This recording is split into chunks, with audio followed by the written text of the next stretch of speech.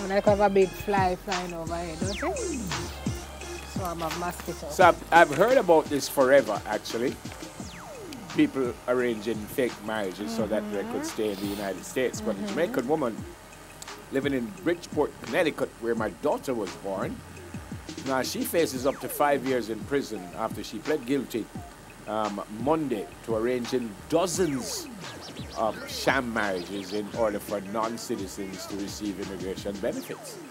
So apparently there was a sting set up, and she actually arranged one for a federal agent, not knowing that he was a federal agent. Wow. And she apparently is also one of the folks who has done it. Yeah. Oh man. Yeah. 28 sham marriages that she arranged, one of which was between herself and a U.S. citizen. She found and introduced a U.S. citizen to be the non-citizen's purported spouse, and then she helped the couple obtain a marriage license. She organized the ceremony and the celebration. She coached the couple on how to make their marriage appear to be genuine, despite their neither living together nor otherwise intending to remain actually married. And she made a pretty penny off doing so. Yeah. $17,000, between $17,000 and $20,000 to complete the process. Yeah. Oh dear.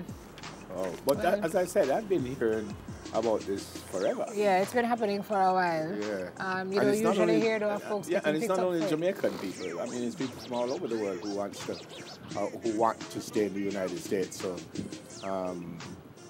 they do this, and then apparently because you're married to a United States citizen, then it's easier, or you can expedite your green card or your citizenship. Yeah. Actually.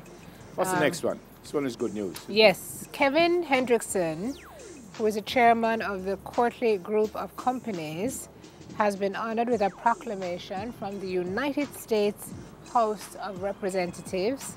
It's been signed by Yvette D. Clarke. You folks should know that name. She's a member of Congress representing the 9th Congressional District of New York. And the proclamation recognized Hendrickson, quote, as a courageous, resilient, intelligent, and loving community leader, and as a valued member of the community who dedicated his time to ensuring the betterment of his employees and customers. The proclamation was presented by Ambassador Richard Bernal, who's the Pro-Vice Chancellor of Global Affairs at the UWI.